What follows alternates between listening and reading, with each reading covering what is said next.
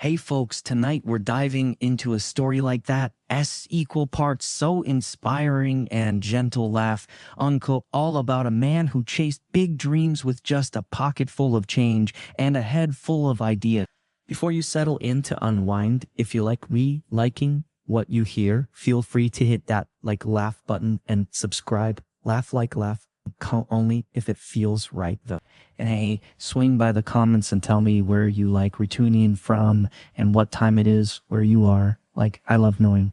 We're all scattered across the clock, coming together for a little peace.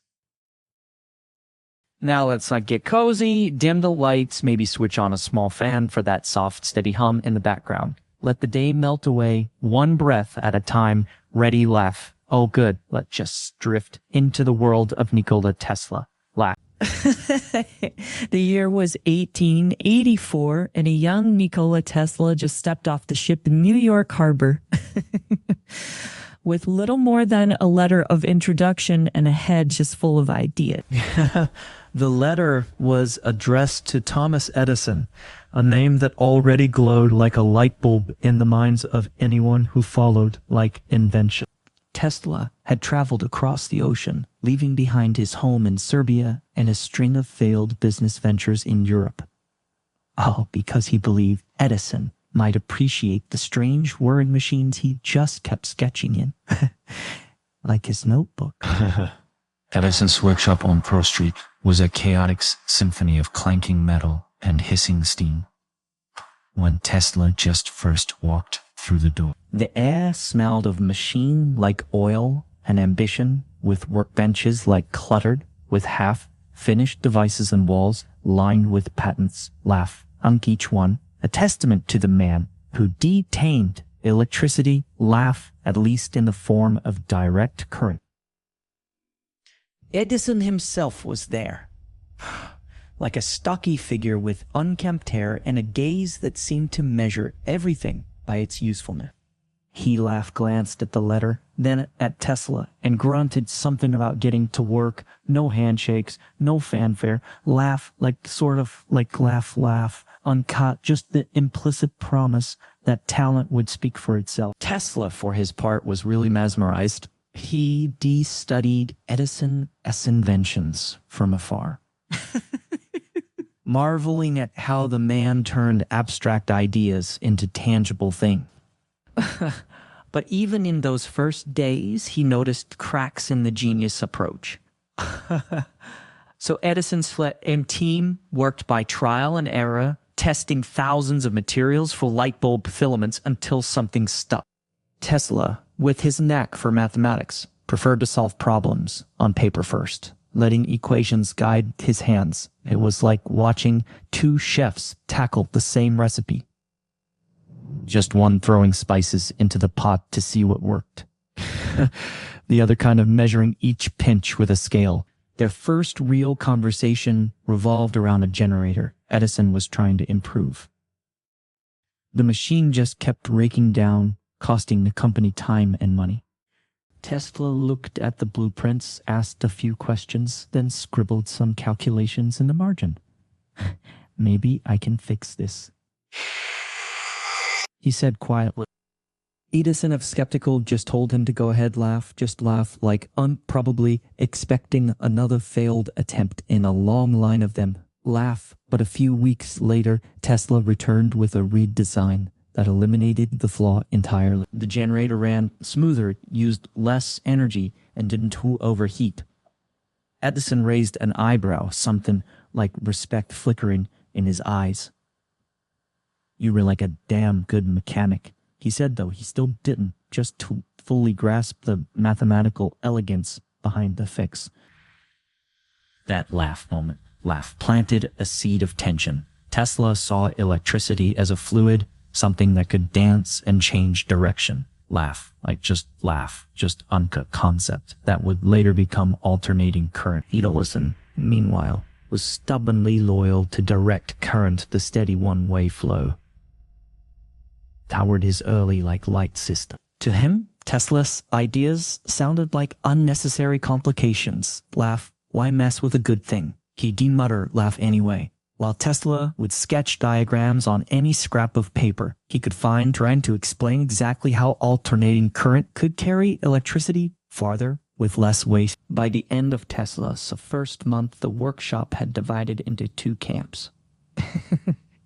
The Edison loyalists called Tesla the mathematician with a hint of mockery, while a few younger workers clustered around his workbench, just curious about the strange coils and rotating magnetic fields he was just building. Tesla didn't mind the teasing.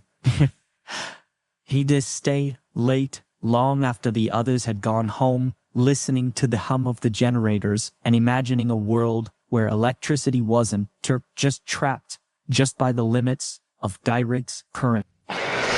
Like Edison, for all his gruffness, recognized Tesla's talent. He gave him more responsibilities, including a project to improve the efficiency of his dynamo. Tesla threw himself into it, working 18-hour days and sleeping on a cot in the corner of the workshop. He decided to say those nights were some of the most productive of his life.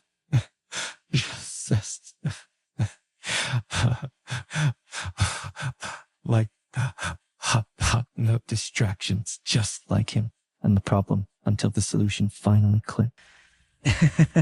When he presented the improved dynamo, Edison was impressed enough to make a promise. $50,000 if Tesla could just perfect the design. It was a fortune in those days, enough to fund Tesla's own experiments. He smiled, nodded, and got back to work, not knowing that promise would soon sour. In those early weeks, though, there was a strange kind of harmony. Two minds, both brilliant in their own ways, like circling each other in a dance of innovation. Tesla admired Edison's grit, his refusal to quit. Even when everyone said he was wasting his time, Edison in turn respected Tesla's technical skill. Even if he didn't always understand his idea. It was the calm before the storm. Just a moment when the rivalry between them was still just a faint current in the air, not yet the thunderous clash that would define their legacy. The hum of the improved dynamos filled Edison's workshop as Tesla stood back, wiping grease from his hands. It had just taken months laugh, uncut, endless calculations, countless adjustments, and more than a few nights spent hunched over the machinery, uncut. But the generators now ran with a efficiency that made even the old hands whistle. Edison had been checking on the project so regularly. His gruff questions softening into nods of approval as the numbers improved. You've just outdone yourself. He did this the day the final test confirmed a 25% boost in performance like that. So, like when Tesla hard quickening had reminded him of the $50,000 promise. Edison's reaction was not what Tesla expected. The older inventor let out a laugh, the kind that did tear reach his eyes. Tesla, you don't understand our American humor, he said, clapping the younger man on the shoulder. Just a little, just too hard. That was a joke. You didn't laugh. Really think I'd pay that much, did you? Yeah. The words hung in the air like smoke from the workshop. Forge's laugh. Tesla felt like a flush rise to his cheeks. Laugh. Untatschmenger. Exactly, but from the sharp sting of betrayal. He'd worked himself to the bone, skipping meals and sleep, all because he'd believed in that promise. Laugh, it wasn't time. Just the whole money. It was the trust. He tried to argue, his voice steady but tight. I just fulfilled my end of the bargain, Mr. Edison. The dynamos are better than you asked for. Edison shrugged, already turning back to a pile of blueprints. You are being paid to work here, aren't to laugh to you. That's so just enough laugh. If you don't tell like it, there's on the door. It was a dismissive gesture, as if swatting away like a fly, but it landed like a hammer. Tesla walked back to his workbench in a daze, the whir of the machine suddenly sounding like a mocking chorus. Word spread quickly through the workshop. The newer employees whispered that Edison had gone back on his word. The old-timers just shook their heads, as if this was so par for the whole course. He does this, one machinist told Tesla over a lunch of cold beans, promises the moon to get you to hustle, then acts like you, just rip the one being unreasonable when you ask for what's this new fjord. Tesla thought of the letter of introduction he carried across the ocean, like the one that spoke of Edison's set generosity of spirit. It seemed like a relic from another world now. Over the next weeks, the atmosphere soured. Tesla threw himself into his work, but there was a coldness to it now. He'd have to catch Edison watching him. His expression unreadable, as if trying to gauge whether he back down. Once when Tesla suggested a way to adapt the dynamos for alternating current, Edison cut him off mid-sentence. Stick to fixing what's broken, he said. Leave. A big ideas to me. It was a deliberate put just like down. A reminder of where the power lay. Tesla began to keep his ideas to himself.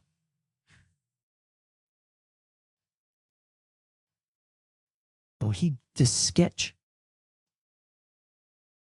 He hid in his coat, scribbling equations during lunch breaks or so after everyone else had left. The workshop that once felt like a playground of possibility now felt like a cage. Every time he passed the dynamos, he improved, he thought of that $50,000 like just uncount money that would have let him build his own lab, test his own theories. Instead, he was stuck here fixing Edison's set machines for a daily wage that barely covered his rent. One evening, as the sun dipped below the workshop windows, Tesla found himself alone with Edison.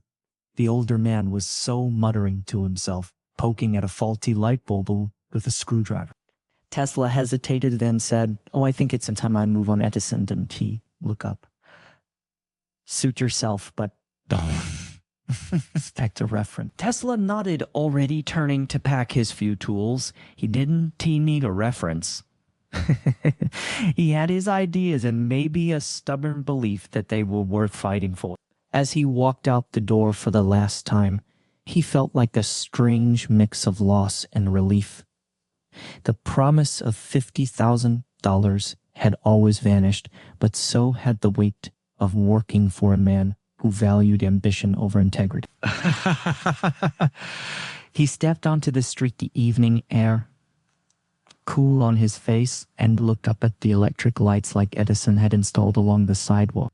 They flickered, dim and inefficient, their glow fading the farther they were from the generator one day. Tesla whispered, "Oh, I'd light up the whole street and beyond." The streets of New York, in 1885, hummed with a new kind of energy, like just like laugh. Literally, Edison sets direct current systems were sprouting up like metal weeds, powering lamps in wealthy homes and factories, their thick copper wires snaking through walls and under sidewalks. But to like Tesla, walking those streets after leaving Edison's workshop, the whole setup felt like a clunky first draft of a better idea. Direct current, or DC as it would later be called, was like a stubborn muscle. So it moved steadily in one direction, but couldn't go so far without. By the time electricity traveled a mile from the generator, half its power was just lost to heat. That's why Edison sent power plants had to be scattered every few blocks, each one chugging away like a nervous sentry. Tesla's mind, though, was stuck on alternating current, a concept that sounded like heresy to Edison loyalists. Imagine a river that didn't just flow downstream, but danced back and forth, speeding up and slowing down in a rhythm that just let it carry more force over greater distances. That's what alternating current did. It reversed direction dozens of times per second, creating a wave that could be stepped up to high voltages for long distance travel, then stepped down again to safe levels for homes. It was elegant, efficient, and in Tesla's eyes, inevitable. He spent his evenings explaining the idea to anyone who just listen, laugh, waiters at the diner where he ate, fellow boarders at his cheap rooming house, even the street lamplighter who once laughed at his whole accent. Think of it like a seesaw. He say, gesturing with his hands. DC is like a stone sliding down a hill. Laugh, sort of laugh, like laugh. Once it stops, it stops. Eti is the seesaw, laugh, so moving back and forth, never losing momentum, laugh. So most nodded politely, then changed the subject. They seen Edison, slights work. Why mess with something that already functioned? Meanwhile, Edison was doubling down on DC laugh. His public lectures often included demonstrations where he'd electrocute small animals with alternating current, painting it as dangerous, like laugh, untapped current. He called it. You wouldn't laugh to let a wild horse into your home. He'd tell crowds, laugh at. So I let this unpredictable force near your family. Yeah, it was a masterclass in fear mongering, and it worked. Newspapers ran headlines about deadly acts while Edison says companies raked in contracts for DC systems. Tesla found the fear tactics exhausting. He'd sit in his tiny room, surrounded by sketches of transformers and motors, wondering how to make people see what he just saw. One night, he took a length of wire and wrapped it around a nail, then connected it to a battery. Laugh, the nail became a nit just pulling at a paperclip. Laugh, caught DC in action.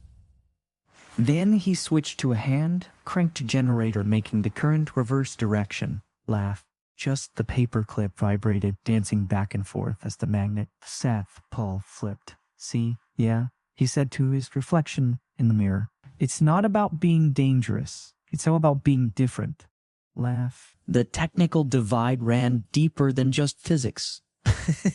Edison was a pragmatist, obsessed with what worked like Steve's now. He built an empire on DC, and changing course would mean admitting his baby had just flaws. Tesla, the dreamer, cared more about what could be.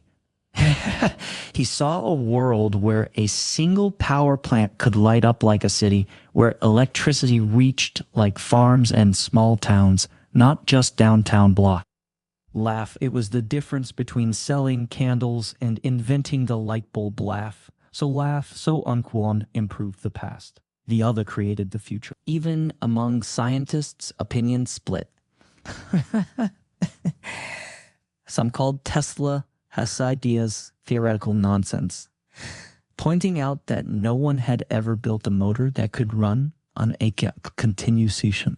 Others laugh. So, like the mathematician George Westinghouse, were curious. Westinghouse had heard rumors of Tesla, set to work, and sent a letter asking for a meeting. Tesla nearly tore the envelope open in his eagerness. Laugh, laugh, until finally someone who might understand. In the end, the argument wasn't really about electricity. It was really about vision.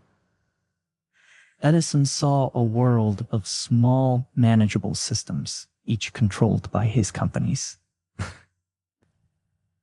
Tesla saw a grid, a network that connected people across distances, powered by a current that refused to be confined as summer turned to fall. And Tesla, as savings dwindled, he clung to that kind of vision. He'd walk past Edison, SDC generators, their steady drone, a reminder of what was, and imagine the hum of transformers. Laugh, so Anka smoother, stronger, ready to reach places like Edison as current never could. Tesla's laugh returned to Edison's workshop. Laugh, sort of like laugh Anka. This time as a consultant, not an employee. Laugh Unco was like stepping into a room where the air had turned to grit. The moment he walked through the door, heads turned. The machinists who once crowded around his workbench now kept their distance. So their smiles tightened. Edison's right. I'm a burly engineer named Samuel Insull. greeted him with a nod that didn't reach his eyes. Mr. Edison wants to see you. Just now. Edison was hunched over a table covered in wires like a scowl on his face. Heard you've been running your mouth about ink, he said. He said without looking up. Tesla stiffened.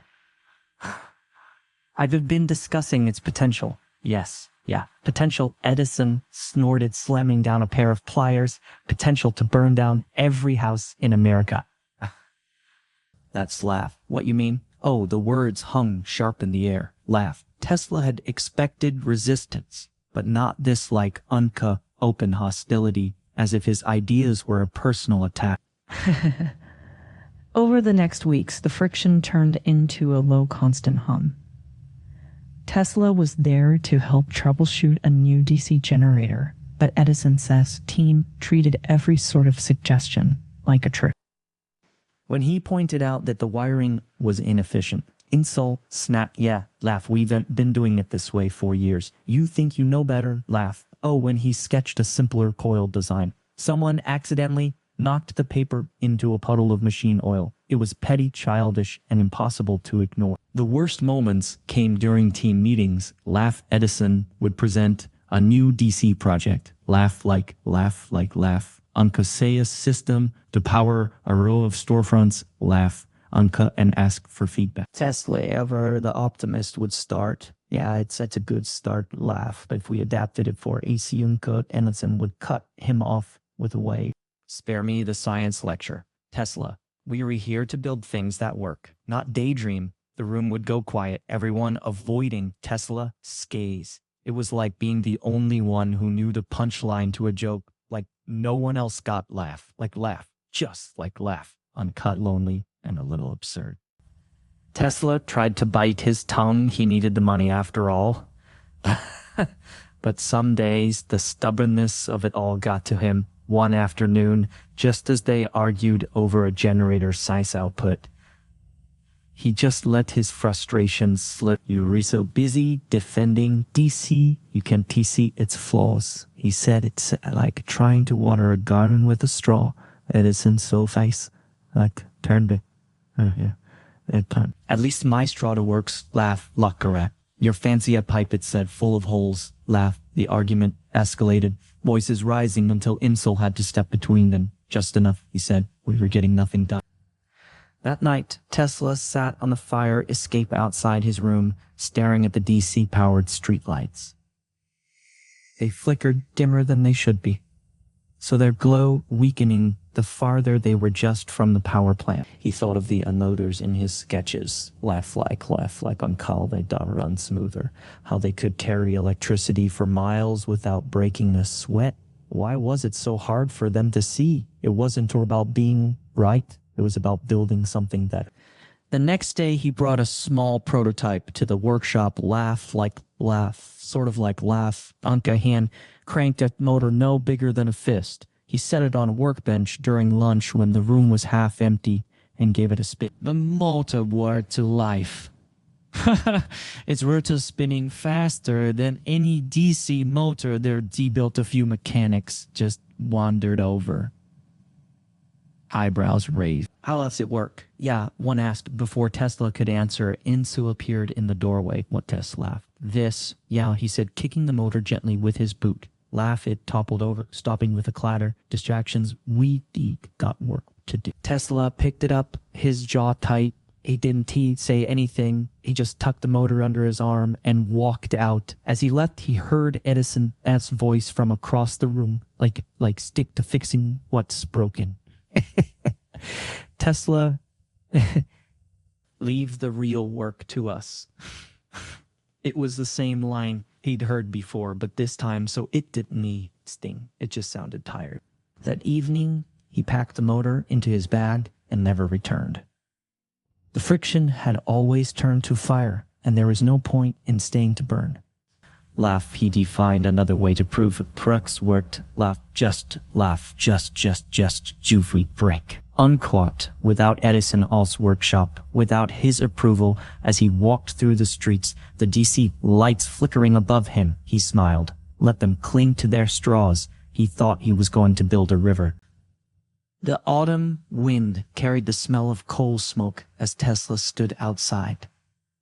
Edison cell workshop, his satchel heavy with like blueprint. Laugh, it was early morning, the kind of hour where the city still felt like half asleep. Laugh, but his mind was wide awake, sort of like uncut, sharpened by a night of no sleep and a decision that had been building for months. He'd come to collect his tools, but more than that, he'd come to say goodbye, not with a speech or a confrontation, but with a quiet exit. Some battles he'd realized, just like Warren, height worth fighting in person. Inside, the workshop was already bustling. Machinists banged away at metal, sparks flying like fireflies. A clerk shouted orders into telephone. Tesla kept his head down, weaving through the chaos. Laugh toward his old workbench. Laugh, it was still there, though maybe someone had stacked a pile of DC generator parts on it. Laugh, sort of just unclick a deliberate erasure of his present. He set to gathering his things, like a rusted compass, a half-used notebook, a soldering iron with a bent tip that he'd grown fond of. Each item felt like a souvenir from a life he was actually leaving behind. Then he saw Edison standing by the door to his office watching. Laugh. So their eyes met. No anger, no accusation. Laugh, just laugh, just laugh. Uncut, just a quiet recognition that something had ended. Edison nodded once, then turned back to the papers in his hand. Maybe it was a dismissal, but not an unkind one. Maybe he understood. Maybe he'd already known. His day was coming. Since the first time Tesla had rambled about alternating current over a cup of burnt coffee. As Tesla slung his satchel over his shoulder, Lev Insul appeared beside him. Lev, leaving so soon? Yeah, he said, his tone edging toward mockery. Figured you'd stick around to tell us more about your revolutionary axial. That Tesla stopped. Its patience finally frayed. You know what? So funny, Mr. Insul. You spend so much time guarding Mr. Edison's ideas. You've forgotten how to have your own insultious face flushed. At least laugh. I work for a man who gets things done. It's so like the last time you finished anything. Laugh like. The words hit close to home. Tesla thought of the prototypes gathering dust in his room, the patents he couldn't afford to file. So the nights he'd gone so hungry to buy copper wire. But he also thought of the ASA motor spinning in his hand the other day, like how smoothly it had run. How it had felt like holding a piece of the future. I'll finish something, he said. Quieter. Now something like that. Makes all of this laugh, sort of laugh. Auntie gestured at the DC generators clanking around them. Laugh. Uncle looked like child, see plague, laugh. Insa laughed. Good luck with that. You'll be begging for your job back by winter. Like Tesla didn't reply. He just walked toward the door, each step lighter than the last. As he stepped outside, the morning sun hit his face, warm, despite the chill. He took a deep breath, the air tasting like freedom, and started walking.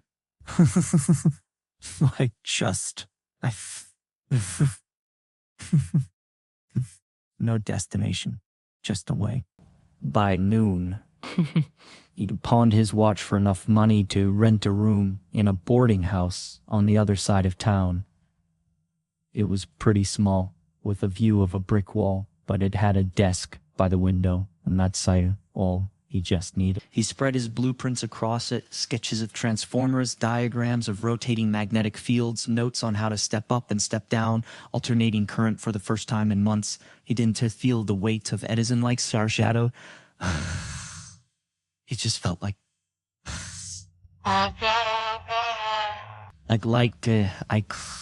word of his departure reached the newspapers.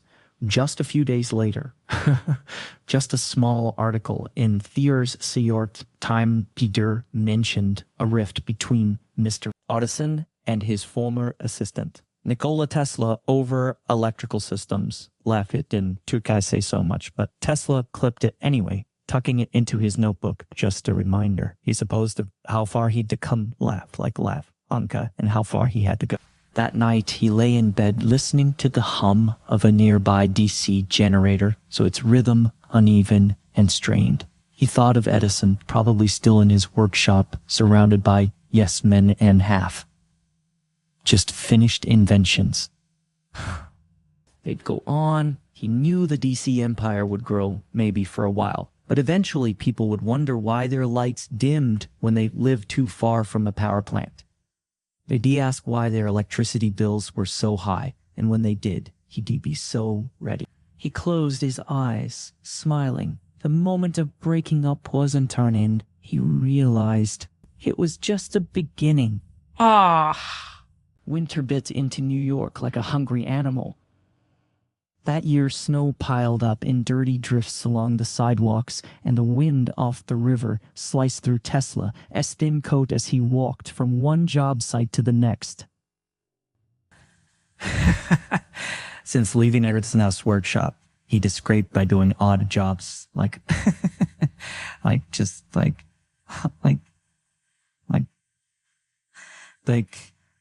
digging ditches, repairing electrical wiring in basements, even working as a day laborer at a construction site. It wasn't too glamorous, but every nickel and dime went into a tin can under his bed. His boarding house room was barely bigger than a closet. The windows rattled in their frames, and the radiator clanked all night without putting out so much heat. But Tesla didn't mind So D pushed the bed against the wall to make space for a workbench, which was really just a plank of wood balanced on 2 crates. On it, he laid out his most precious possessions. Like a handful of copper wires like a few glass jars, a salvaged transformer so core he'd found in a junkyard, and notebooks just like on pages filled with equations and sketches of motors that existed only in his head.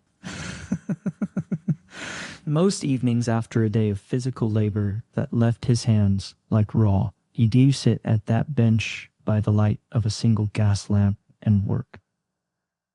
His fingers stiff from the cold, fumbled with the wires, but his mind never actually slowed.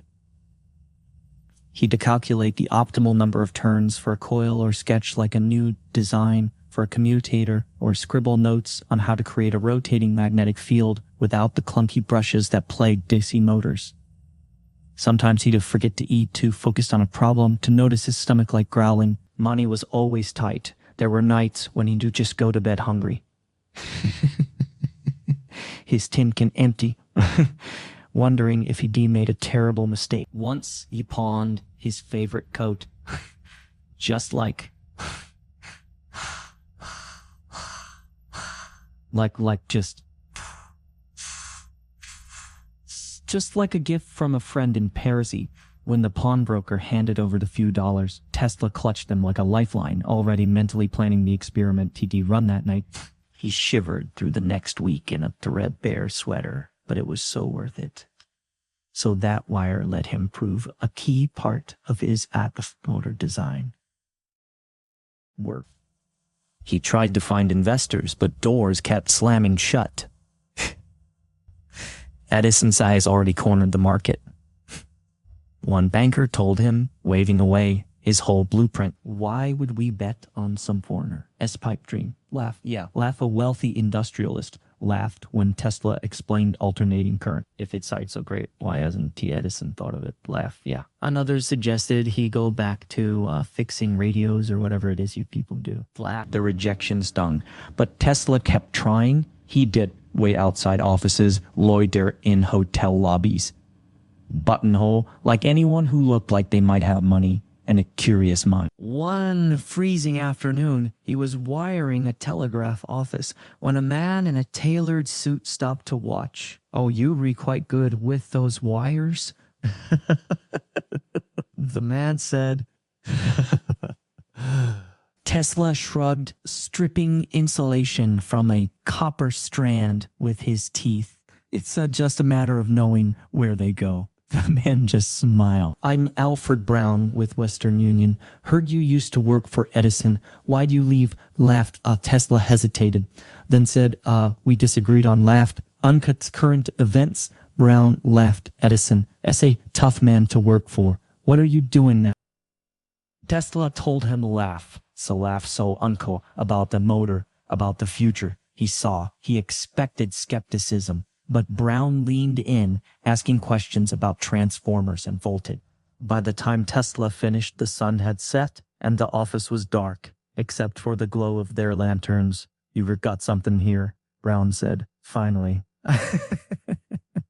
"Not sure what, but something like, let me think." So he handed Tesla a card. "Come see me next week. Bring your drawing." Tesla walked home that night with his heart racing, just the cold forgotten. He spent the next few days refining his sketches, erasing and redrawing until every line felt perfect. When he arrived at Brown's office, his hand shook as he spread the blueprints across the desk. Brown studied them for a long time, then picked up a pen. "I'll invest $1,000, he said, "just enough to rent a proper lab and build a prototype. If it works, we'll probably talk more." Tesla nearly fell out of his chair. $1,000 was more money than he'd seen in years. He thanked Brown so many times. So the man had to laugh and shoo him out. As he walked down the street, the tin can under his bed suddenly felt like a relic. Laugh, the hard part wasn't over. Laugh sort of uncut, not by a long shot. But for the first time in months, he didn't feel like he was fighting alone. Spring was coming. So he realized, and with it maybe a chance. The spring sun finally broke through the clouds as Tesla unlocked the door to his new lab. Laugh, like a converted storeroom above a bicycle shop on Grand Street. The space smelled of sawdust and machine oil, and the floorboards creaked under his feet, but it was like his. All his Alfred Brown sat.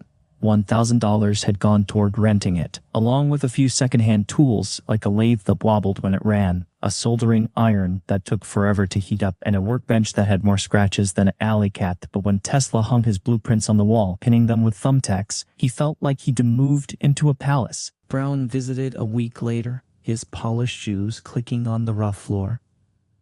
Impressive. He said, though, his eyes just lingered on the cracks in the ceiling. "When will you have something to show me?" Tesla pointed to a jumble of wires and metal on the bench, a prototype. "Laugh, it will be a motor that runs on laugh. Oh no, commutator, no spark." "Smooth as silk." Brown raised an eyebrow. "Smoother than Edison." Laugh. Yeah, smoother than anything." Tesla said, "Laugh," and for once, his confidence didn't feel like bluster. But Brown wasn't the only one paying attention. Word of Tesla slab had reached George Westinghouse, so a man with a knack for turning other people's ideas into fortune. Westinghouse had made his name with air brakes for trains, a invention that had revolutionized rail travel. And he was always on the hunt for the next really big thing. Laugh. When his assistant mentioned a Serbian inventor working on alternating current, Westinghouse sat up. Edison's sworn enemy. Laugh. "Yeah," he asked. "Even better." Laugh. Westinghouse arrived unannounced one afternoon, wearing a suit that probably cost more than Tesla's entire lab. He was like a tall man with a thick mustache and a gaze that missed nothing. And he didn't waste time with small talk.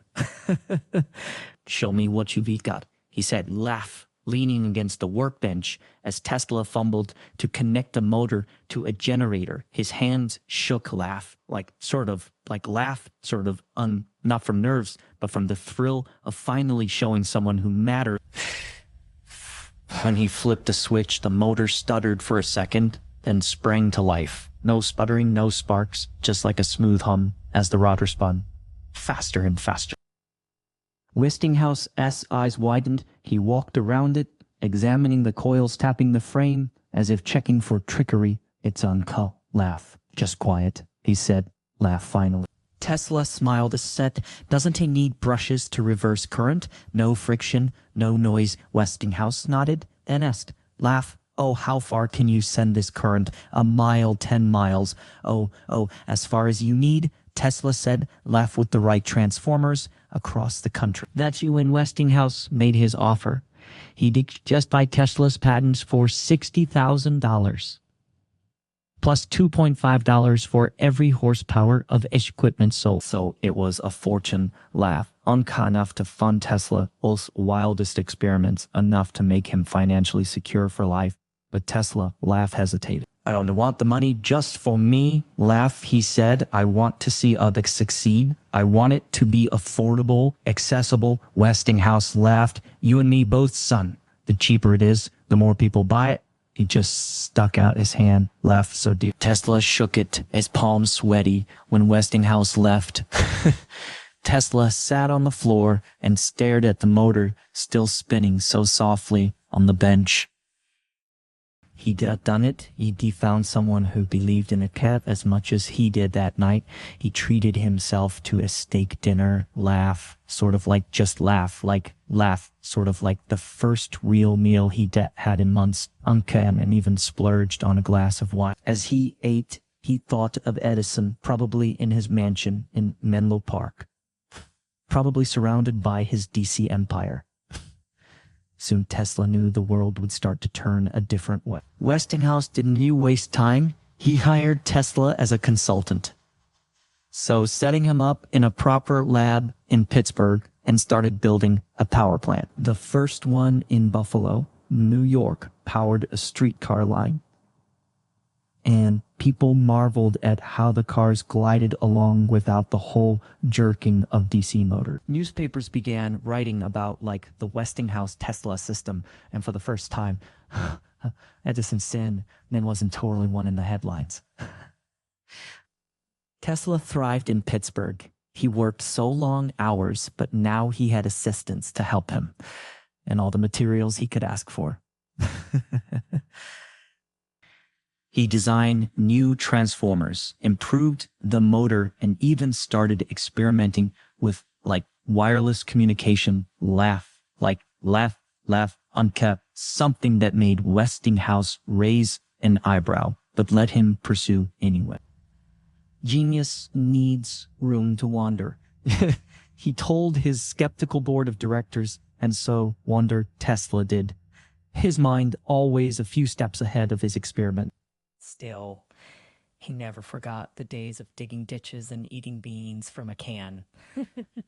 He just kept the tin can from under his bed, placing it on a shelf in his new lab. It was just like a reminder that even when things looked darkest, there was always a chance for light. And thanks to Alfred Brown and now George Westinghouse, that light was starting to shine brighter than ever. The Pittsburgh lab hummed with a new energy that summer. Literally Tesla's team had spent weeks winding coils, testing transformers, and arguing over the best way to generate a steady alternating current. The air smelled of ozone and ambition, with workbenches cluttered, with tools and blackboards covered in equations that looked like hieroglyphics to anyone. But like Tesla. He'd taken to sleeping in a cot in the corner, his coat draped over him like a blanket so he could pounce on ideas the moment they just woke him. Their goal was simple, but revolutionary. So build a complete F system that could power a small factory, not just like a motor or a generator, but a network. Sort of like transformers to step up the voltage for transmission, wires to carry it, then transformers to step it down again for use. It was like building a river with dams and canals, like controlling the flow of electricity instead of letting it waste away. The first breakthrough came in the form of a transformer. Like Tesla had been tinkering with a design that used just two coils wrapped around an iron core, one to receive the current and one to send it out. For weeks, it had hummed weakly, losing more energy than it transferred. Then one afternoon, he had a thought. What if the core wasn't solid? He sliced it into thin sheets, insulated with paper, and reassembled. just like it. When they flipped the switch, the transformer sang, like laugh, a clear steady note. That meant it was working. Laugh transferring power with almost no loss. The team cheered, slapping each other on the back as Tesla grinned, his eyes bright. See, laugh, yeah, he said sometimes. Laugh, you just need to let the current breathe. Next came the motor.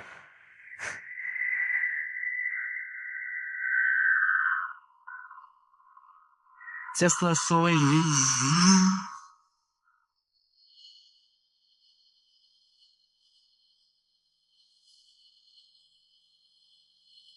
No brushes, no commutator, just pure like smooth motion. But getting the timing right was really tricky. The current had to reverse direction at exactly the right moment to keep the rotor spinning. For days, the motor sputtered and stalled, spinning a few times before grinding to a halt. Tesla stayed up all night, scribbling calculations by the light of a lantern until he realized the problem. The coils needed to be wired in a specific sequence, just like the steps of a dance. When they rewired it, the next morning, the motor spun to life and kept spinning, laugh, unka, so fast, quiet, and powerful enough to run a lathe. One of the mechanics leaned in, listening. It doesn't even make a sound, he said, laugh, just as if witnessing a miracle. Then came the transmission test. They set up a generator in the lab and ran like wires half a mile to a warehouse, where they connected like a motor and a few light bulbs. The plan was to send alternating current through the wires, step it up at the lab, then step it down at the warehouse. If it worked, it would prove it could travel like distances like DC never could. Edison's teams had scoffed at the idea, calling it kind of theoretical nonsense. Now, as Tesla flipped the switch, the room went silent. At first, nothing happened. The bulbs stayed dark, the motor still. Tesla's heart sank. Then with a soft pop, the first bulb flickered to whole light. Then another, then the motor whirred into motion, spinning as smoothly as if it were just plugged directly into the generator. The team erupted into cheers, hugging and shaking hands. Tesla just stood there watching the motor spin, just a smile spreading across his face. He'd known it would work logically, but seeing it laugh sort of like feeling the current flow through the wires, powering something far from its source. It was like watching a dream come true. Word spread quickly. Westinghouse arrived the next day, bringing reporters with him. They took pictures of Tesla standing beside the motor, his hands clasped behind his back, and wrote stories about just like the new age of electricity. One headline read, Edison said, Empire challenged, lights up the distance, laugh. Tesla cringed at the rivalry angle, laugh, sort of like laugh, uncursed. He just wanted to improve things, not fight, laugh, uncursed, but he couldn't. He denied the thrill of seeing his work in print. That night, he walked back to his boarding house, the summer air warm on his face. He passed a row of DC-powered streetlights, their glow dim and uneven, and smiled. Like they'd been enough of their time, he supposed. But time was moving on. He thought of all the places he could go. like farms in the country, small towns, factories that couldn't afford to build their own power plants. It wasn't just about electricity. It was about connection, about bringing light to places that had been in the dark. As he unlocked his door, he thought of the first time he de-sketched a motor back in his tiny New York room, shivering by like a gas lamp. It had seemed so impossible then. A fragile idea in a world that didn't want it now.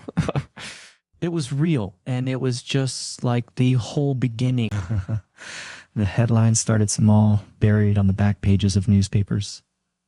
Mysterious electrical accidents plague Westinghouse installation. Then they grew bolder. Yeah, Aki current proves deadly. Laugh, So laugh, sort of like laugh, uncouthly killed in Buffalo. By the fall of 1888, it was clear Thomas Edison had declared war on alternating current, and he wasn't fighting fair. Tesla first heard about it while working in his Pittsburgh lab. A reporter from the Pittsburgh Post book showed up unannounced, like a copy of the public New York Times in hand. So the front page had a story about a lineman electrocuted while working on an X power line, with the garden quoting prominent electrical experts. Warning of the dangers of unregulated alternating current. The expert in question, it turned out, was Edison. DC is safe, tested, reliable. He told the paper essay he's a wild beast, just waiting to strike. Tesla sighed, rubbing his temples. Laugh. He did expected resistance, but not this sort of laugh. Fear-mongering, plain and simple. The man was killed by faulty equipment, not ache, he told the reporter. DC can kill too, if you read. Not careful, but the reporter just kind of shrugged. Edison saw, got a point. People are scared. They see those high voltage lines and think death. Edison, his campaign escalated pretty quickly. He invited reporters to his Park lab to witness demonstrations. So he'd electrocute stray dogs and cats with AXA, then do the same with DC at a lower voltage, making it seem like ACT was inherently deadlier. Look how little it takes, he do say, as a current ran through a caged animal. Would you want this in your home? Yeah. The press ate it up, printing gruesome details and calling Suckleff, the executioner left just current. Worst of all, he pushed for alternating current to be used in the first electric chair. New York State was looking for a more humane method of execution than hanging, and Edison saw an opportunity. He secretly worked with prison officials, recommending X generators for the chair. Laugh, just laugh, on hoping that if people associated ache with death, they'd reject it entirely.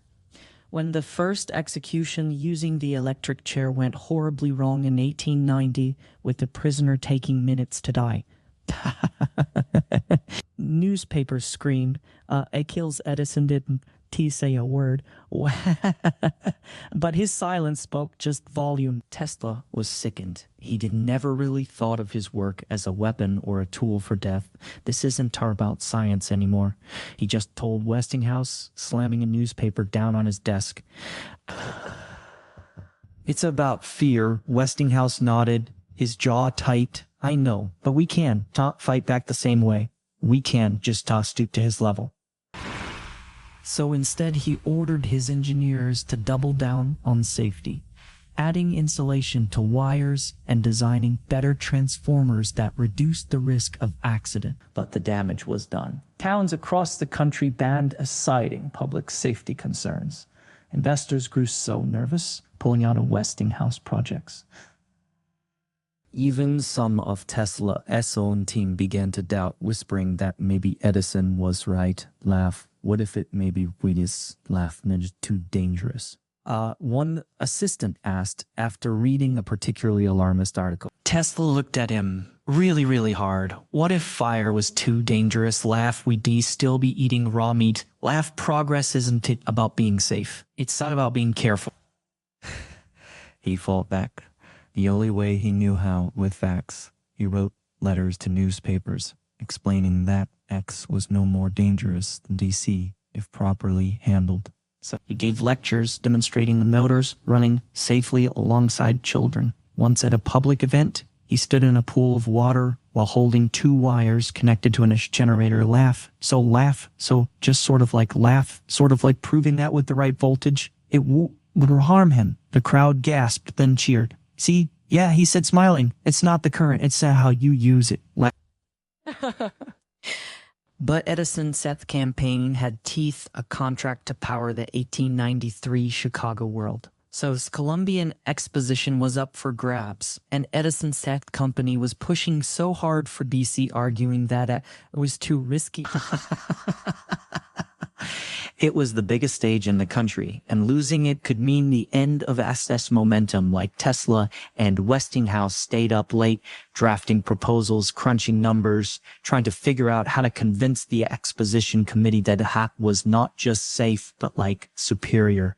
As winter set in, Tesla walked through the snow to his lab, thinking of Edison. He wondered if the older inventor even cared about the science anymore, or if it was just about like winning. maybe it was both. Maybe. Laugh in Edison's mind, his legacy was tied to DC. Laugh, sort of like laugh, uncut. If A succeeded, laugh, he'd be forgotten. Tesla shook his head. That wasn't what invention was about. It wasn't about being remembered. It was about leaving things better than you just found them. He unlocked the lab door, the hum of transformers greeting him like old friends. Laugh outside. The world might be scared of alternating current, but in here, it was just a force to be understood, harnessed, used for good, and he was just gonna make sure the world understood that. So laugh, so unca, no matter how loud Edison shouted. The Chicago World Columbian Exposition of 1893 loomed like a giant question mark over the electrical world. Would it be lit by Edison SDC or Tesla SAC? Laugh. So the answer would shape like public opinion for years. Laugh, and both sides knew it. Newspapers called it the Battle of the Currents. With headlines that read like war dispatches. Yeah. Edison mobilizes for exposition died. Oh, Westinghouse promises miracles with it. Tesla followed the coverage from his Pittsburgh lab, his desk cluttered with clippings. He'd do read about Edison's latest interview, where he'd warn the exposition committee that using a car would be like an invitation to disaster. Imagine thousands of people, children included, walking under high voltage wires. He just said, one spark, one broken insulator, and you got a bloodbath. The committee, made up of businessmen and politicians with little technical knowledge, was clearly really nervous. Westinghouse? The pragmatist fought back with numbers. He sent the committee a proposal showing that a key would cost half as much to install and run as DC, with wires that could reach every corner of the exposition grounds without the need for dozens of generators. So, we can light the entire fair with a single power plant, he wrote. Edison would need 10 laugh, but numbers alone weren't enough. Laugh, the committee wanted reassurance. Laugh, just sort of like laugh, uncanny, and reassurance was in short supply. Then a strange thing happened. The public started to pick sides. Laugh letters to the editor poured into newspapers, some from Edison supporters. Laugh, stick with what's safe, and others from curious onlookers. Why not just give it a chance? A group of engineers wrote an open letter defending alternating current, calling Edison's claims fear-based nonsense. Even some of Edison's own employees quietly expressed doubt, with one anonymous source telling a reporter, "Oh, DCS days are numbered." We all know exactly it. Tesla decided to take matters into his own hands. So he traveled to Chicago, renting a small office near the exposition grounds, and invited members of the committee to see his egg system in action. He set up a demonstration, a row of light bulbs, a motor, even a small fan, all powered by alternating current, running through wires strung across the whole room. No sparks, no shocks, just like light and motion. He told them as he let a committee member touch the wires with the voltage turned down. Of course. This is what the future looks like. One committee member, a senator from Illinois, raised an eyebrow. Edison says, "This stuff kills people." Tesla smiled. "So does water, if you just drown in it. It's not the water." Laugh, so laugh. On get sorry how you use it. The senator laughed, and Tesla knew he made a convert. But Edison wasn't told none. He hired a public relations firm to plant stories about accidents. even ones that had absolutely nothing to do with Westinghouse equipment. A fire at a factory in Boston, caused by faulty wiring, was blamed on an act in the papers. Just laugh. Never mind that the factory used DC. A lineman electrocuted in Philadelphia. Laugh. Yeah. X strikes. Again. Laugh. The headline screamed, even though the man had been working on a CC line.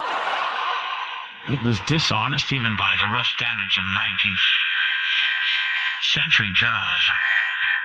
But it worked.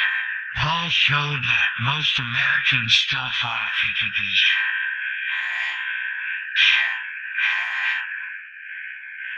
Tesla grew frustrated, but Westinghouse kept him focused. We don't need to win the argument. Laugh. So laugh like laugh. Uncle, we need to win the exposition. What laugh said. Once people see Eck lighting up the fair, see how bright and clean it is, they'll forget all this nonsense.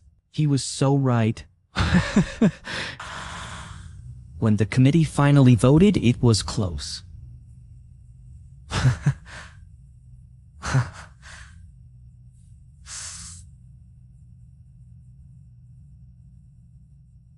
It was close. But when it go. Tesla celebrated by buying a round of drinks for his lab team, but he knew the war wasn't over. The exposition would just be his chance to show the whole world what I could do. So just...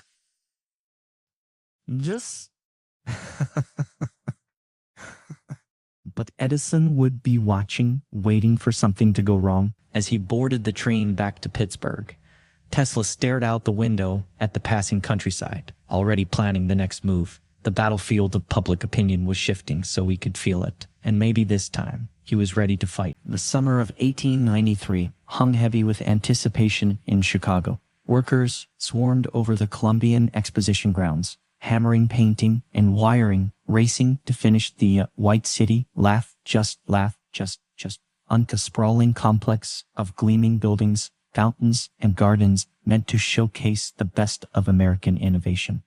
At the heart of it all, just so hidden away in a brick building behind the main hall, Tesla's team labored over their A system. A maze of transformers, wires, and generators that would soon light up the fair. Tesla had moved to Chicago temporarily, setting up a makeshift office in a hotel room overlooking the grounds.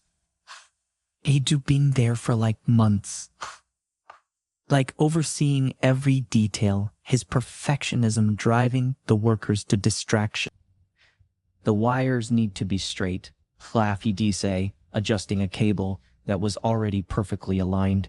The transformers must hum at exactly 60 cycles. Laugh, just laugh. No more, no less. He fussed over the light bulbs, testing each one to make sure they glowed with the same brightness, and insisted on personally checking every connection. This isn't porn. Just an exposition. He just told anyone who would listen. It's like a demonstration, I promise. Westinghouse visited regularly, his patients wearing thin as opening day approached. It'll be fine, just like Tesla, he does say, watching as Tesla measured the distance between two light poles for the 10th time. People aren't going to notice if a wire is an inch out of place, but Tesla knew better. Laugh, the world would be watching. Laugh like Nikola Edison. Most of all, one mistake, one flicker, one accident, and it would confirm every fear, every lie, every whispered warning about acts. The pressure weighed on him. He'd wake up at 3 a.m. heart racing and walk to the grounds in the dark, checking the generators just by the light of a lantern. Laugh once he found a loose bolt on a transformer and spent 2 hours tightening it, his hands trembling. Better safe than sorry. Laugh, he muttered to himself, though he knew it was more than that. This was probably his chance to prove that Ock wasn't just a curiosity, but probably a better way. Laugh, just sort of like laugh. Uncle way to power the future as opening day. Neared reporters started sneaking into the grounds, trying to catch a glimpse of the system. Tesla let them in, giving tours with a pretty quiet pride. This generator, he'd say, patting a large machine with copper coils. Can power every light in the main hall and still have energy left over. Laugh, he'd flip a switch and rows of incandescent bulbs would glow to life brighter and steadier than any DC lights the reporters had seen. Notice how there's still no flicker. Oh, it doesn't tire like DC. Laugh, it keeps going smooth as just a river. Edison Hall's team, meanwhile, was so busy setting up their own exhibit Laugh, like Laugh Uncut, a DC powered display of light bulbs and motors positioned prominently near the entrance. They handed out pamphlets warning of the dangers of unproven electrical systems and stationed employees to answer questions. Their talking points clearly rehearsed. Laugh, DC is tried and true. Laugh, why risk something new? Tesla ignored them. He was too busy with the final preparations. So on the eve of the exposition, he stood in the main hall as his team tested the lights for the whole last time. One by one, the bulbs flickered on, bathing the room in a warm glow that reflected off the white plaster walls. The air hummed with the sound of transformers, like a low, steady note that felt like a heartbeat. Workers stopped what they were doing, staring up at the lights in wonder. "It's a beautiful," one said, and Tesla smiled. He walked outside, the night air laughed cool on his face, and looked up at the Ferris wheel. Laugh uncut, another marvel of the exposition. Laugh uncut, its frame still dark. Tomorrow it would light up, too powered by his X system. Thousands of people would see it. So their faces lit by the same current he once sketched on scraps of paper in a cold New York room. As he headed back to his hotel, he thought of all the doubts, all the rejections, all the nights so wondered if it was worth it. Tomorrow, he knew none of that would matter. Tomorrow, he'd show the world what alternating current could do, and for the first time in a long time, he felt like at peace. The chance to show it arrived. Now, it was just time to shine. Opening day of the Chicago World Sep Columbian Exposition. Dawn bright and clear, with crowds already lining up outside the gates by sunrise. Inside, workers scurried to make last-minute adjustments, while reporters jostled for position, notebooks in hand.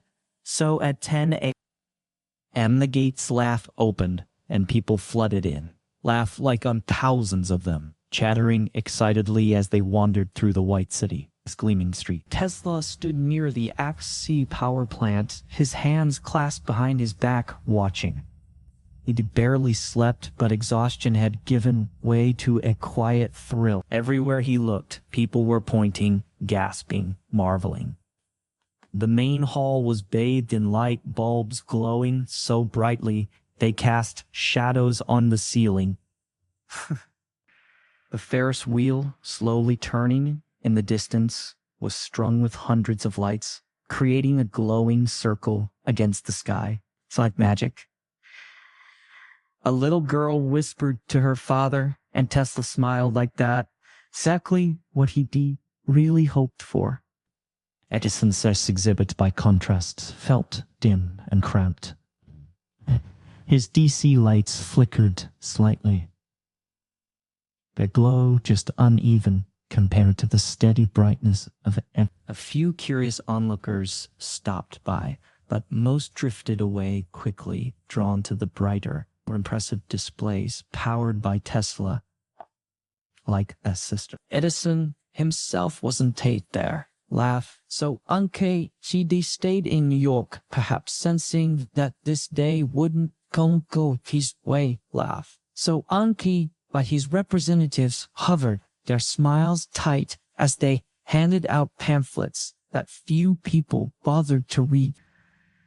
The real show came like that evening, as the sunset workers flipped switches across the exposition grounds, and suddenly the white city came alive. The buildings were outlined in lights, so the fountains sparkled with colored bulbs, and the Ferris wheel lit up like a giant lantern, so its passengers cheering as they rose into the night sky. Reporters scribbled frantically, their pencils flying as they described the electrical miracle unfolded before them. Never has such a large area been lit with such brilliance. One wrote, Westinghouse and SEA system proves itself beyond just doubt. Tesla wandered through the crowds unnoticed in his plain suit, listening to people talk, laugh, wise and tease. How our homes are lit, laugh. A woman asked her husband, "It's so much too bright." A factory owner nodded, pointing to a display of motors. "Think of the money we save," he said. No more running a generator in every building. Even some of Edison's supporters seemed so impressed. Their skepticism melting under the glow of thousands of bulbs. But the real test came later that night. During a demonstration in the electrical light building, Tesla had set up a stage with 2 platforms, one with equipment, one with DDC. A crowd gathered as engineers explained the differences. But the most dramatic moment just came when a volunteer stepped forward. He was handed 2 wires laugh, so Unquan connected to Akawan to DC laugh. Uncle and asked to hold them with FF. Felt nothing. With DC, he jumped, yelping as a mild shock ran through his body. See, yeah, Tesla said though, he wasn't on stage. It's not about danger. It's not about control. The crowd erupted into applause after that. There was no denying it. Eck was just better, smoother, more efficient, more versatile. The duel of electric currents was over. And alternating current had won. As the exposition closed that night, Tesla walked back to his hotel, the sounds of celebration fading behind him. He passed a group of Edison's engineers huddled together, just looking defeated. One of them caught his eye and nodded, a small, grudging gesture of respect. Tesla nodded back. It wasn't about winning, he thought. It was just about progress. In his room, he found a telegram from Westinghouse. So yeah, congratulations. The world is finally ready. Tesla smiled, crumpling the telegram in his hand. Ready, he thought. The whole world was just getting started. The Chicago World's Columbian Exposition didn't he just light up the night? Laugh, just, uncon it. Lit a fire under the electrical industry. By the time the fair closed in October 1893, millions of people had seen alternating current in action, and the reviews were unanimous. AC was brighter, more reliable, and cheaper than DC. Newspapers that had once warned of depth currents now praised the wonder of Westinghouse and Tesla as system. Orders for etch generators and motors poured into Westinghouse factories, while Edison SDC contracts dried up faster than a puddle in summer. Tesla felt the shift everywhere he went. In Pittsburgh, shopkeepers recognized him on the street, shaking his hand and thanking him for whatever, lighting up the neighborhood. Engineers who once dismissed his ideas now sent letters asking for advice. Even some of Edison's former employees showed up at his lab looking for work. Was tired of fighting the future, one said. And just Tesla hired him on the whole spot. The most tangible sign of victory came from utilities across the country. Cities that had just banned X started rewriting their laws while new power plants popped up. Their smokestacks just piercing the sky as they generated alternating current for miles around. In Buffalo, a massive eggplant powered not just streetlights but entire neighborhoods, with residents marveling at how their homes stayed bright even when the factory down the road was running full tilt. It's just like having the sun in a wire, a housewife told a reporter, and the quote made headline. Tesla spent those months refining his designs, making it motors more efficient and transformers smaller. He also started experimenting with wireless communication, again, like setting up a small station in his lab that could just send signals across the room. It was just a distraction, perhaps, but a welcome one. Laugh, unproof that his mind still raced ahead, even as the world finally caught up to his earlier idea. Westinghouse, ever the businessman, just capitalized on the momentum. He negotiated contracts with railroads, convincing them to switch to motors for their locomotive. He sold systems to factories, promising lower energy bills and fewer breakdowns. By the end of 1894, Westinghouse Electric was worth twice exactly what it had been before the exposition. And Tesla and patents were a pretty big reason why. But victory had its costs. So Edison, refusing to admit defeat, doubled down on DC, pouring money into new plants even as demand dwindled. His company struggled, and in 1892 it merged with another firm to form General Electric. Just like UV break, a move that many saw as a desperate attempt to stay relevant. Edison himself stepped back from day operations, focusing instead on inventing things that had nothing to do with electricity. He did never publicly acknowledge superiority, but his silence spoke volume. Tesla, for his part, tried not to gloat. He did run into Edison at a conference in New York, and the older man had nodded stiffly, then just walked away. There was no argument, no insult. Just a quiet acceptance that their paths had diverged. Tesla didn't mind. He'd gotten what he wanted, not just to beat Edison, but to see Ock succeed. That winter snow fell on Pittsburgh.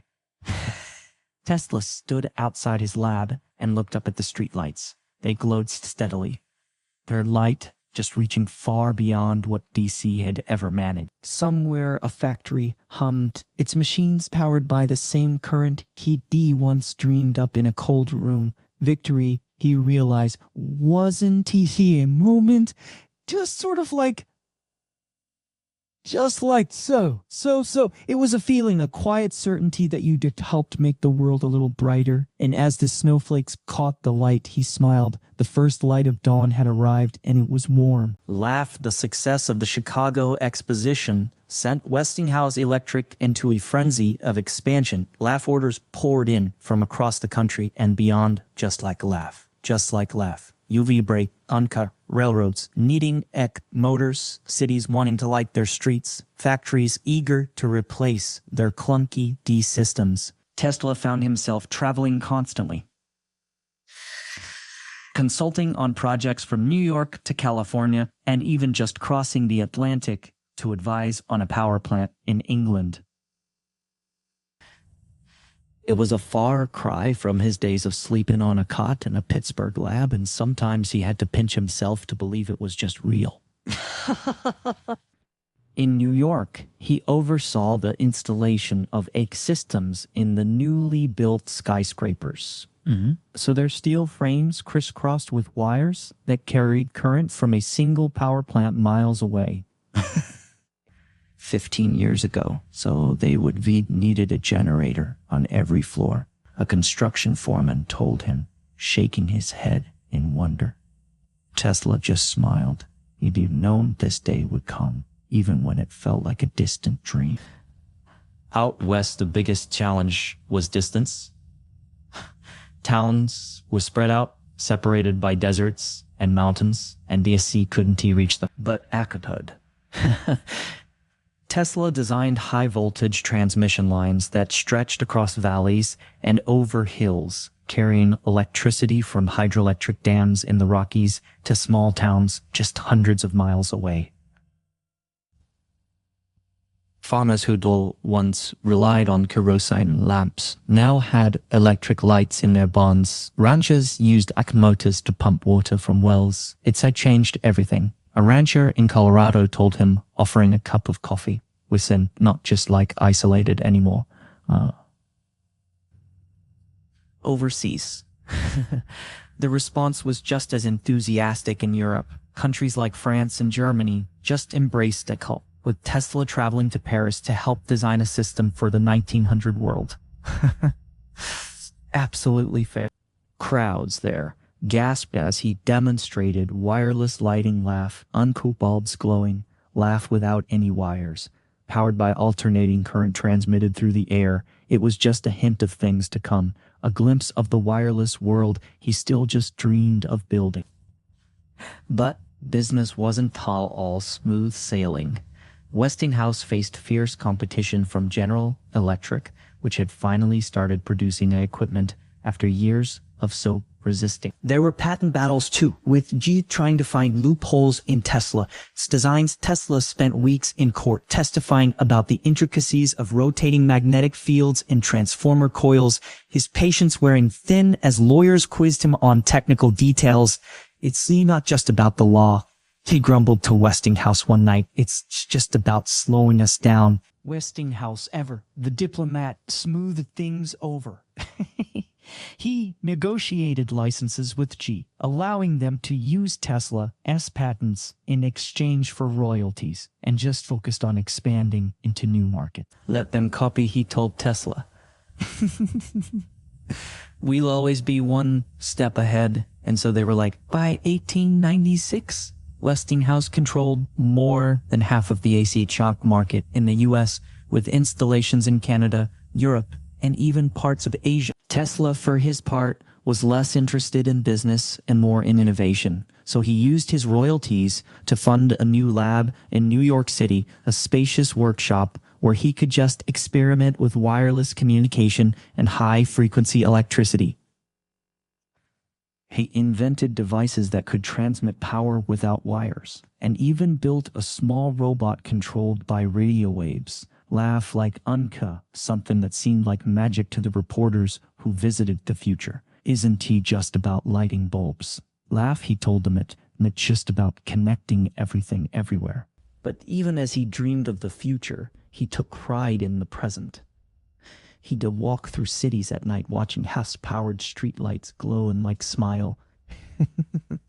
He'd visit factories where his motors ran smoothly, powering machines that made goods for people around the world. It wasn't all just about electricity. So he realized it was about progress. Laugh, just laugh on making life easier, connecting people, building a world that was a little brighter than the one before. As the 19th century drew to a close, Tesla looked back on how far he had come from a crazy idea in a cold New York room to a global network of wires and power plants. It had exceeded even his probably wildest expectation. And the best part, it was just the beginning. Laugh. The commercial expansion of alternating current had started, and there was no telling where it would end. Laugh. By the early 1900s, alternating current had become so as ordinary as the air people breathed. It powered homes, factories, streetcars, and even the newfangled automobiles that were just starting to sputter down city streets. The battle between ETC was a distant memory, with DC surviving only in small, niche applications. Laugh, uncult like powering electric chairs, a grim irony that wasn't he lost on Tesla. When he read about it in newspapers, he'd shake his head. Edison said last laugh, he'd mutter. Yeah. But history has the final word. That final word was written in wires and power plants, in the glow of light bulbs and the hum of motors. Tesla's CO patents, once dismissed as always theoretical nonsense. Theoretical nonsense had always become the foundation of a global industry. Electrical engineering textbooks featured his rotating magnetic field diagrams, and students learned his name alongside Faraday and like Maxwell. In 1917, he was awarded the Edison Medal. Laugh, just like laugh, uncle, the highest honor in American electrical engineering. Laugh, uncle. And though he once resented the association with Edison, he accepted it gracefully. Progress is a team sport, he said in his acceptance speech. Actually, even when the team argues, Westinghouse Electric thrived, becoming one of the largest companies in the world. But like Tesla, Relationship with the business side of things remained complicated. He sold most of his patent rights to Westinghouse early on, trading long-term royalties for immediate funds to fund his more outlandish experiments. Laugh, just laugh, uncle like wireless power transmission and death ray. When Westinghouse faced financial trouble in the 1890s, Tesla voluntarily gave up his royalty payments to help the company survive. I'd rather see you succeed than be rich. He just told a friend, and it was true, by the end of his life, he was penniless living in a hotel room in New York, but he never really regretted the choice. Edison, for his part, went on to invent other things. Laugh, unquote, the phonograph, the motion picture camera laugh, unquote. But his legacy would always be tied to that early battle over current. In private, he admitted to friends that egg was the better system, but he never said it publicly. Pride, perhaps, or a stubborn refusal to back down. Either way, it didn't matter. The world had chosen, and it had chosen Tesla. So vision. Tesla spent his later years chasing bigger dreams, wireless communication across the globe, harnessing energy from the atmosphere, even like contacting extraterrestrial life. Most of these ideas never came to fruition, and some made him look like a madman in the eyes of the public. But he didn't just take care. The present is theirs, he once said. The future, for which I really worked, is mine.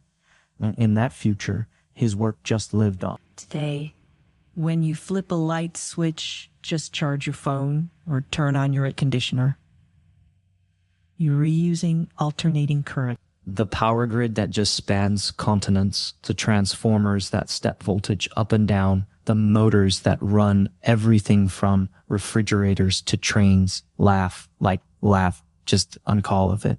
Traces back to that Serbian inventor who once slept on a cot in a Pittsburgh lab, scribbling equations by lantern light. It's a lot to see like that.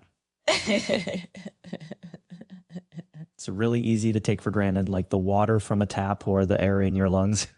But think about it, a man with a dream, a handful of wires, and a stubborn belief that electricity could be better changed the world. Not with fanfare, not with violence, but with ideas. Laugh, just unquiet laugh. Persistent ideas that outlived the arguments, the skepticism, and even the men who fought over them. Tesla died in 1943 alone in his hotel room with a sketch of a wireless tower on his desk, but his current lives on, pulsing through the veins of modern civilization.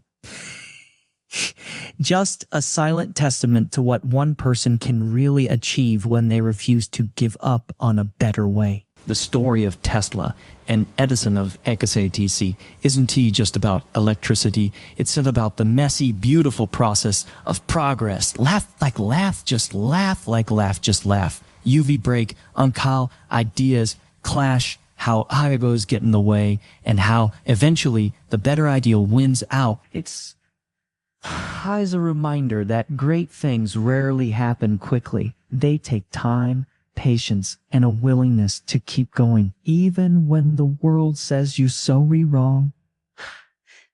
So as you settle in for the night, think of that hum you sometimes hear in your walls. Laugh. So uncount the sound of history, still flowing, still powering the future.